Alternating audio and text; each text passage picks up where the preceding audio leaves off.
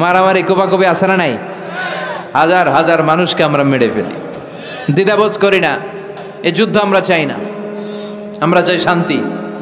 চিল্লায় বলেন আমরা কি চাই? আমরা একটা তাফসির মাহফিলের অনুমতি নিতে পারি না। আমরা হকের কথা বলি বিদায় আমাদের মাহফিলে 144 হয়ে যায়।